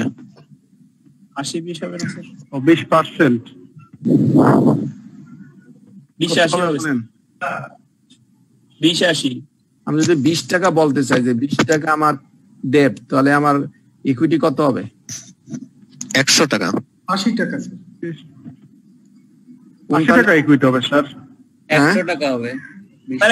100 হবে স্যার। 100 যেটা 5/1 100 টাকা 20 টাকা 100 হবে। আর 100 টাকা যদি ক্যাপিটাল হয় তাহলে 20 টাকা হচ্ছে আমাদের ডেট। তাহলে 100 হবে, তাই না? অথবা লেখা যায় কি 1:1.5 2:10 তো লেখা যায়। 2:10 এটা কারো ভেঙে তো স্যার 1:5 দেওয়া যাচ্ছে। যে কোনো অনেক ভাবেই লেখা যায়, যে যেভাবে পারেন কোনো সমস্যা নেই। আমরা জাস্ট বোঝানোর চেষ্টা করেছি যে ডেপ্ট ইকুইটি রেশিও অনেক সময় এই পার্সেন্টেজ দিয়েও লেখে, অনেক সময় ইস্টু দিয়েও লেখে, ম্যাক্সিমাম জায়গায় ইস্টু দিয়ে লেখে কিন্তু। অর্থাৎ যে টোটাল ক্যাপিটাল এমপ্লয়ের মধ্যে তো ইউ আছে, ডেপ্টও আছে কিন্তু। তাহলে ডেপ্ট আর ক্যাপিটাল মিলে আমার টোটাল যদি 100 টাকা থাকে সেই ক্ষেত্রে 20 টাকা হলো লং টার্ম। তাহলে শুধু আপনার ডেপ্ট এবং ক্যাপিটাল এমপ্লয়ের সাথে যদি আমি তুলনা করি তাহলে 20% অথবা 20:100 অথবা 0.2:1, 1 টাকায় 20 পয়সা। এখানে যদি আমি 100 দিয়ে গুণ করি তাহলে এখানে হবে 100, আর 0.20 কে যদি আমি 100 দিয়ে গুণ করি তাহলে হবে 20 টাকা। কাজে আপনারা যারা কিছুক্ষণ আগে বিভিন্ন মন্তব্য করেছেন যে 20:80 হবে বা এই হবে, তারা একটু খেয়াল করেন যে আমি দুটো ইস্টু যখন লিখবো তখন দুই পাশে সমান জিনিস দিয়ে গুণ করতে হয়। তাহলে আমি যদি 100 দিয়ে গুণ করি তাহলে 20 কে আমি 100 দিয়ে গুণ করতে হবে, তাই না নাকি? না ভুল বলছি? না স্যার, ঠিক আছে স্যার। ওকে, তাহলে আমি যদি 0.2 কে যদি আমি 100 দিয়ে গুণ করি তাহলে হবে আমার 20 টাকা। আবার আমি যদি 1 রে 100 দিয়ে গুণ করি তাহলে হবে আমার 100 টাকা। সো দ্যাট 20:100, অর্থাৎ 100 যদি টোটাল হয় তার মধ্যে 20 টাকা আছে আমার ডেপ্ট। এইটুকুই বোঝানোর জন্য আর কি। ওকে, এইবার তাহলে আরেকটা রেশিও আছে কি আমাদের, শুধু ডেপ্ট ইকুইটি রেশিও। এখানে ছিল টোটালের সাথে, আর ওইটা হলো শুধুমাত্র ওনারের সাথে, আর ওনারের সাথে আর লাইবিলিটির সাথে। তাহলে ডেপ্ট তো আছেই আমার আপনার 4,500, আর ক্যাপিটাল ওনার্স ইকুইটি কত ছিল? শেয়ার হোল্ডার হবে না স্যার এখানে? জি জি, শেয়ার হোল্ডারের পোর্শনটা হবে না স্যার এই ইকুইটিতে? অনলি শেয়ার, হ্যাঁ শেয়ার হোল্ডার ওই যে ইকুইটি, শুধু ইকুইটি। এখন আপনি এটা এভারেজও করে নিতে পারেন,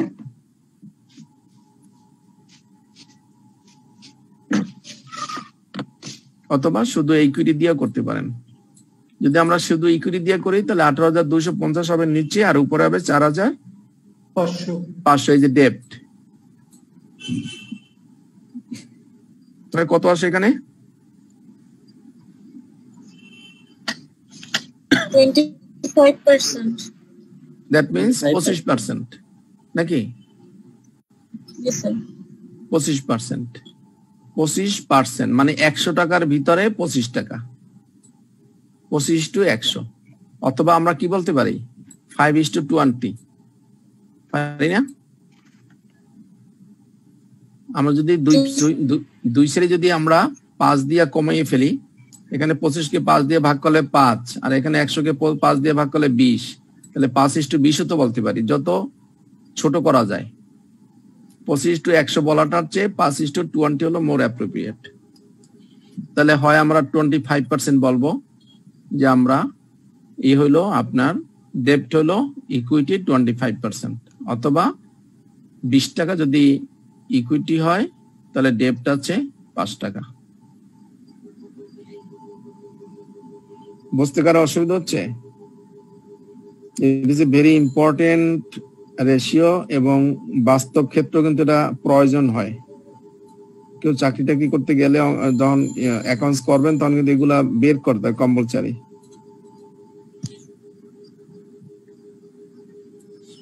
নাও আমাদের last one is security ratio or investors ratio. সেখানে বলছিলাম interest coverage ratio, that means ইন্টারেস্টটা কতবার কত টাইম তার যে ক্যাপাসিটি কতবার আছে, তার মানে আমরা অপারেটিং প্রফিটের সাথে তুলনা করব। অপারেটিং প্রফিট আছে এখানে আপনার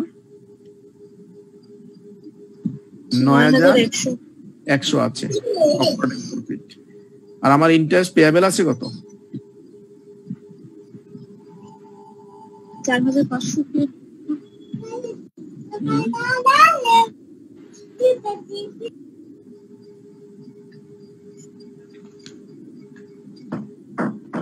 4,500 তো আমার লং টার্ম লায়াবিলিটি।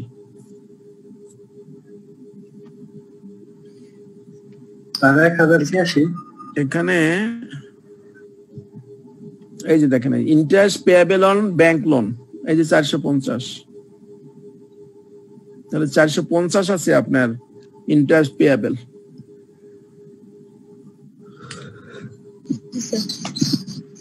তাহলে অপারেটিং প্রফিট কে আমরা ভাগ করব 450 দিয়ে, তাহলে কত কি হয় রেজাল্টটা? 20.22। হ্যাঁ, তাহলে 20 বার 20 টাইমস 20 টাইমস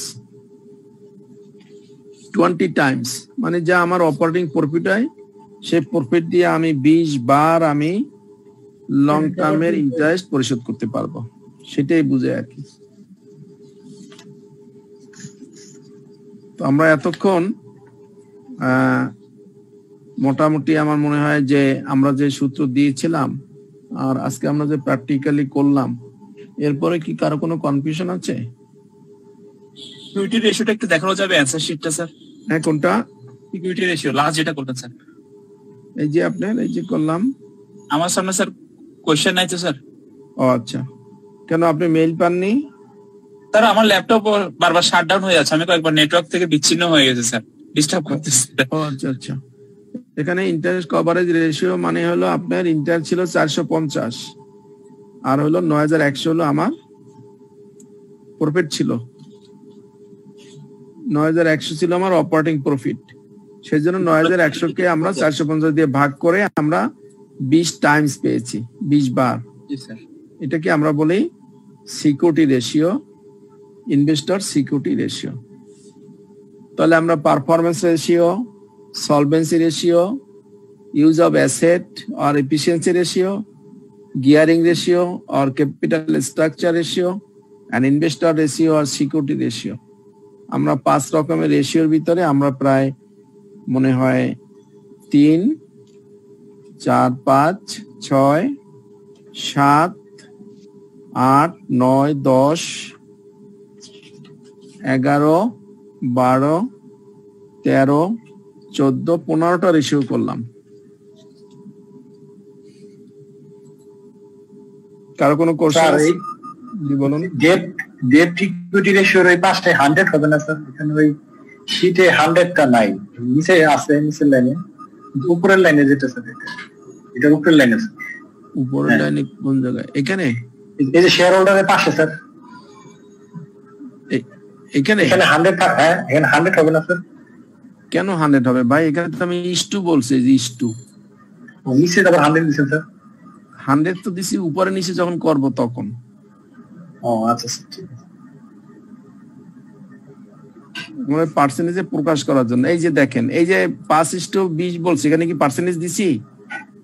না স্যার। তাহলে এইটাই ধরেন না আপনি, এই যে ডেট ইস্টু ইকুইটি, মানে এই যে 5:20, এখানে তার আমরা পার্সেন্টেজ দেই না। ঠিক আছে, ওকে। এটা কিন্তু আপনাকে মানে ওই সূত্র যখন দিয়েছি তখনও ওখানে একরকম সূত্র দিয়েছি, আবার এটাও লিখেছি নিচে, করার সময় আবার এটা করেছি। আপনাকে বিভিন্ন ভাবে আমি প্র্যাকটিস করাচ্ছি, যেন কোনো জায়গায় কনফিউশন না হয়। ঠিক আছে, থ্যাংক ইউ স্যার। তো আমরা আজকের 1 নম্বর প্রবলেম সলভ করলাম। 2 নম্বর প্রবলেম আমরা দেখি একটু। 2 নম্বর প্রবলেম,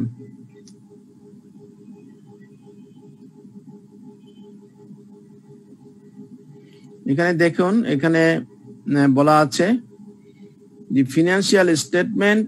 ওই 1 নম্বর কি কারো কোনো কোশ্চেন আছে? বোঝেননি কেউ আছেন নাকি?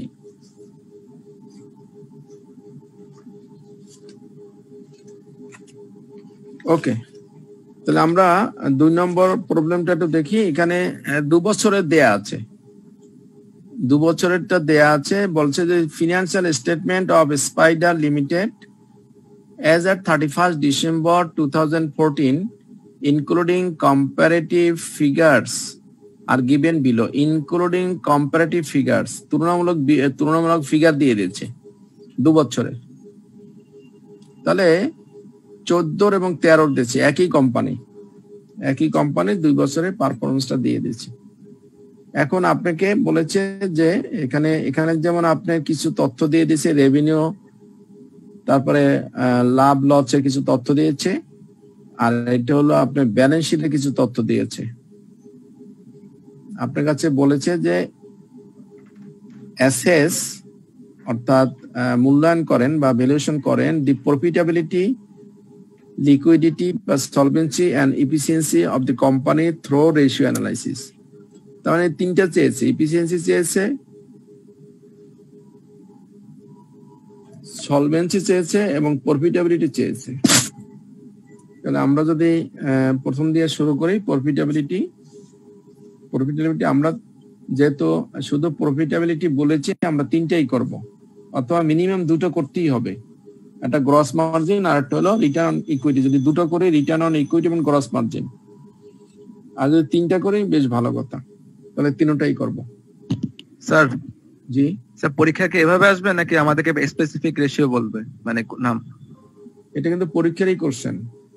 আচ্ছা, আগেরটা যেটা সেটাও পরীক্ষার কোশ্চেন ছিল। জি স্যার। আগেরটাও পরীক্ষার কোশ্চেন, এটাও পরীক্ষার কোশ্চেন। স্যার অ্যাকচুয়ালি ডিসকানেক্ট খাচ্ছে বারবার, সো মাঝে মাঝে ট্র্যাক রাখতে পারতেছি না। হ্যাঁ স্যার ডিসকানেক্ট খাচ্ছে আজকে বেশি, তো ট্র্যাক রাখতে পারতেছি না। কারণ কি জানি না স্যার। এখানে আপনার আমার কাছে চেয়েছে প্রফিটেবিলিটি রেশিও। সো যদি আমি যেহেতু আমাকে প্রফিটেবিলিটির ভিতরে রেশিওর কথা বলেনি, সেজন্য আমরা এটা ডিপেন্ড করে না আমাদের উপরে আমরা কিভাবে করব। কাজে যেহেতু আমরা এখন প্র্যাকটিস করতেছি, আমরা তিনটাই করব। আর পরীক্ষার হলে আপনারা মিনিমাম দুটো করবেন, একটা গ্রস মার্জিন, একটা রিটার্ন অন ইকুইটি, কমপক্ষে দুটো করতেই হবে। তাহলে আমরা প্রথমটা করে ফেলি, গ্রস মার্জিন রেশিও। আমরা দুটো বছর যদি পাশাপাশি লিখি, তাহলে আমরা যে রেজাল্টটা আসবে, রেজাল্টটা আমাদের কমান্ডস করতে সুবিধা হবে। যেমন ধরুন আমরা এখানে করেছি এই যে প্রফিট রেশিও লিখে আমরা ইয়ার 24, ইয়ার 23, যে জিনিসটা বের হবে এখন আমরা তুলনা করতে সুবিধা হবে। এইভাবে আমরা করব। তাহলে গ্রস মার্জিনটা আমরা করে ফেলি। Gross margin is equal to কি সূত্র ছিল বলুন? সূত্র আগে লিখে তারপর gross profit by sales revenue. Right, দেখেন এখন করুন, দুটো বছরই করে ফেলুন, সবই আছে এখানে।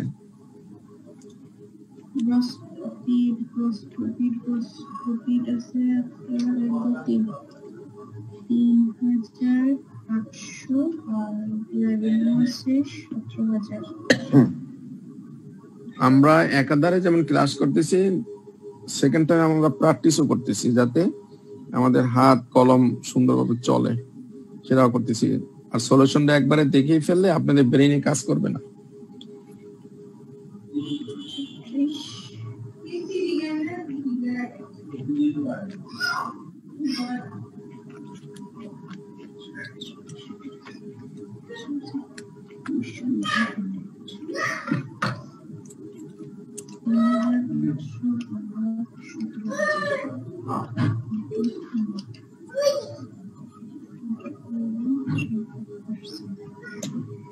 হয়েছে?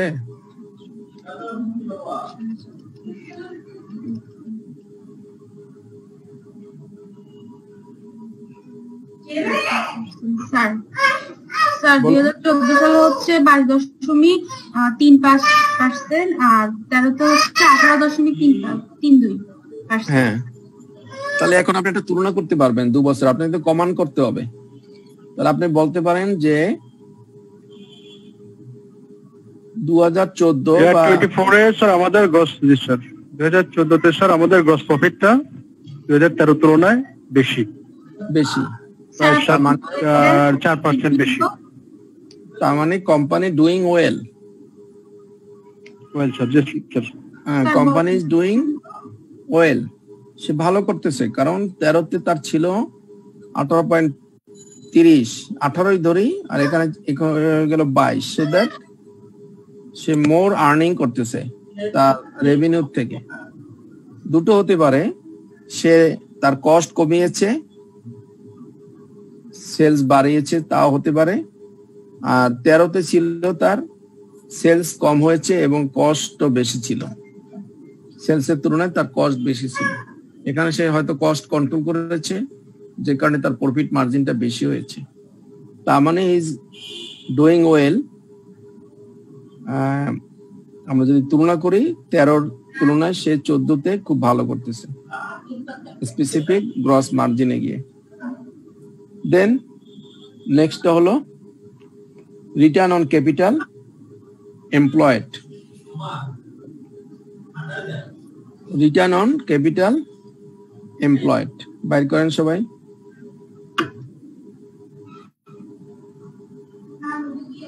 তার কোশ্চেনটা একটু স্যার, কোশ্চেনে দেখবেন, এই যে দেখুন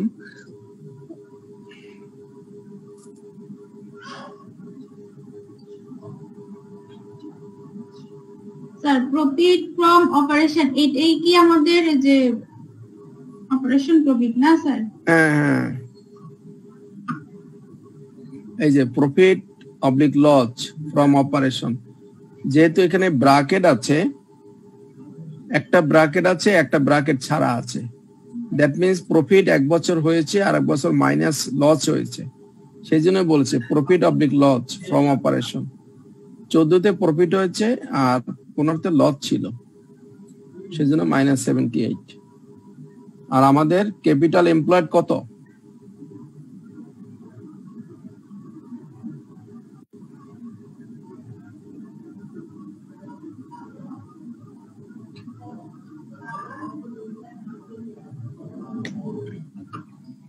স্যার এখানে এই যে ক্যাপিটাল এমপ্লয়েড কোনটা ধরবো স্যার? ইকুইটি ক্যাপিটাল এমপ্লয়েড এখানে আপনারা অ্যাভারেজ করতে যাবেন না। কেন যাবেন না? কারণ আমি তো 13 এবং 14 করতেছি। আমি 14 অ্যাভারেজ করতে পারবো, কিন্তু 13 যদি বাইসেন্স না পারি, সেজন্য আমি এরকম যখন 2 বছর হবে তখন শুধু ক্যাপিটাল ইটা নিলেই হবে, অ্যাভারেজ না নেওয়াটাই উত্তম হবে। আর অ্যাভারেজ নিতে গেলে আপনার সময়তে কভার হবে না। কোনটা নিব তাহলে? নরমালটা নেবেন, অ্যাভারেজ ছাড়াটা নেবেন। কারণ কি? কারণ হলো এখানে আমি যদি অ্যাভারেজ নিতে যাই আমার 14 জন্য সমস্যা হবে না, কারণ 14 ক্লোজিং আছে আর 13 ওপেনিং আছে, কাজে এখান থেকে আমি নিতে পারবো। আমার অ্যাকচুয়ালি ক্যাপিটাল এমপ্লয়েড কত? এখানে ক্যাপিটাল এমপ্লয়েড মানে কি? ইকুইটি আর হইলো ইকুইটি আর কি লং টার্ম প্রাইম, রাইট। এখানে ইকুইটি আছে কত আর লং টার্ম আছে কত? লং টার্ম হচ্ছে 2362 টাকা, রাইট। ইকুইটি হচ্ছে, তার মানে আমি যদি অ্যাভারেজ করতে যাই তাহলে এই 4টা যোগ করে, এই যে এইটা এইটা এইটা এইটা, এই 4টা যোগ করে 2 দিয়ে ভাগ করতে হবে, তাহলে আমি এই বছরে অ্যাভারেজ পাবো। কিন্তু আমি যখন আবার 13তে যাব, 13তে অ্যাভারেজ করতে গেলে আবার এখান থেকে আমার প্রফিট বাদ দিতে হবে। 13 থেকে প্রফিট বাদ দেব, প্রফিট দেওয়া আছে 13তে, এই যে প্রফিট দেয়া আছে, বাট আমার সেক্ষেত্রে সময়টা একটু বেশি লেগে যাবে। সেজন্য এই যখন একাধিক বছরে হবে তখন নর্মালি আপনারা ডাইরেক্ট চলে যাবেন, অ্যাভারেজ আর যাবেন না, সময়তে কভার হবে না। ডাইরেক্ট কোনটা নিব স্যার? হবে স্যার 2014 শুধু ইকুইটিটা নিব? ডাইরেক্ট মানে অ্যাভারেজ করবেন না। দ্যাট মিন্স এখানে এই 14 জন্য ইকুইটি হলো 3930 আর হলো 362, এই দুটো যোগ করেন কত হয়? 9295 ইন্টু 100 হবে না? আমি তো রিটার্ন বলতেছি, রিটার্ন মানে 100। আবার এইটাও 13 জন্য এইটা যোগ এইটা 232 আর 3338, এই দুটো যোগ করলে কত হয়?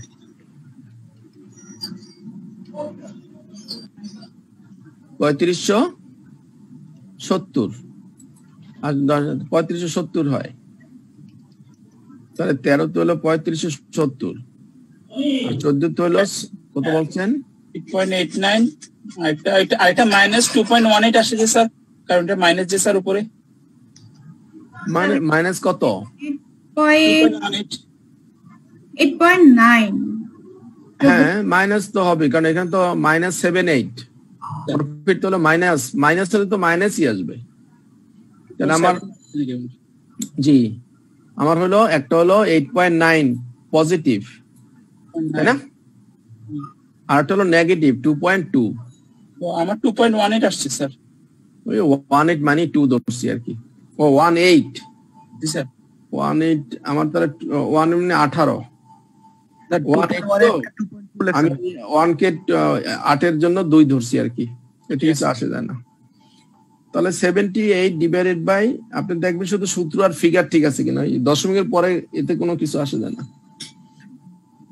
তাহলে একটা হলো মাইনাস আর একটা হলো প্লাস, তার মানে এই দুটোর মধ্যে পার্থক্য কত বলতে পারেন?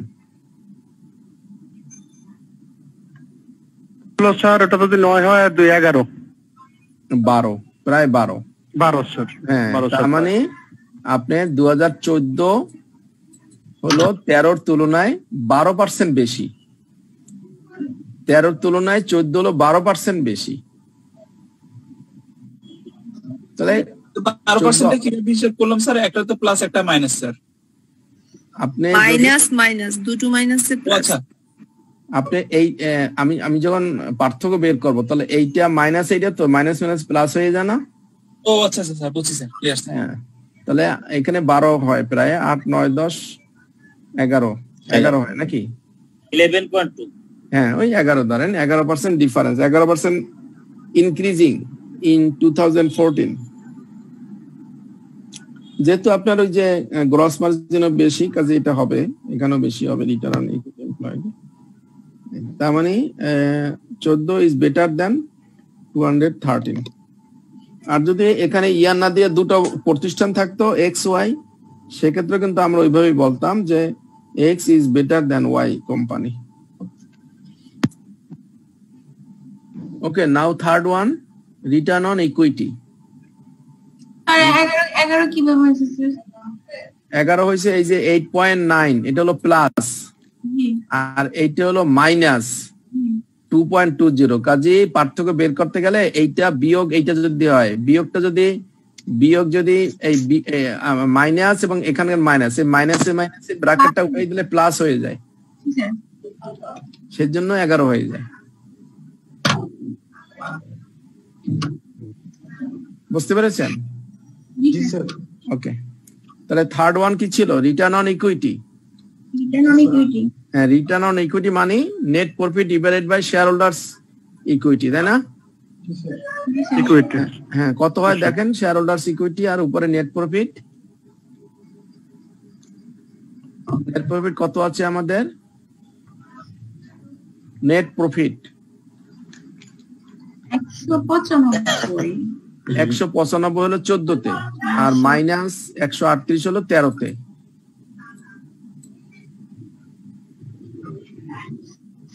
আর ক্যাপিটাল এমপ্লয়েড কত? শেয়ার হোল্ডার ইকুইটি এদিকে 3933। হ্যাঁ, 3933 এটা 3933 14তে, আর 13তে 3338। হ্যাঁ 3338, আর এটা আছে 3933। সো দ্যাট কত আসে রেজাল্ট?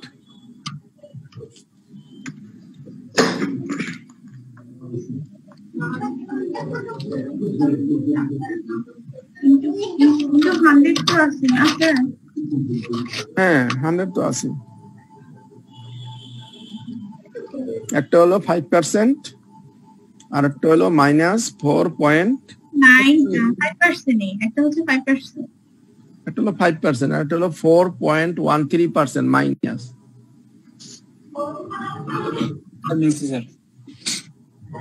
তাহলে এখানে দেখা যায় হ্যাঁ 4.95 হয়। জি স্যার। 96 4.13 হয় স্যার। 96 স্যার, 4.96 হয় রাউন্ডিং করেছে। একবার দেখি তাহলে। দ্যাট মিন্স হলো 4.96 138 দুইটা শূন্য ডিভাইডেড বাই 3338 4.13 তো হয়। জি স্যার, আমারও তো আসছে 4.13। ওইটা না স্যার, আগেরটা ওইটা ঠিক আছে স্যার। 4.96 2014। ও এইটা জি স্যার। হ্যাঁ 4.96 মানে 5 ধরছি আর কি, 96 তো 5% রাউন্ড করছি। ঠিক আছে, করলে অসুবিধা নাই, 5.96 করলে করতে পারেন। তো রিটার্ন তো ওই জন্য একটু রাউন্ডে নিয়েছি। স্যার আপনার সময় শেষ হয়ে গেছে স্যার। হ্যাঁ, তাহলে ওই যে মঙ্গলবার 8:30 নাকি? জি স্যার। এই ডিয়ার স্টুডেন্ট, আগামী টুয়েসডে তে আমাদের 5টা ক্লাসটা 8:30 হবে। হ্যাঁ, আপনারা হয়তো মেইল পেয়ে যাবেন, তারপর আমি বলে দিচ্ছি যে 8:30 হবে নেক্সট টুয়েসডে, মানে পরশু দিনের যে ক্লাসটা আর কি। 8:30 স্যার। 8:30। তাহলে এখানে আমাদের 5% আর এখানে হলো 4.13%। ডিফারেন্স কত পার্সেন্ট? 9% স্যার।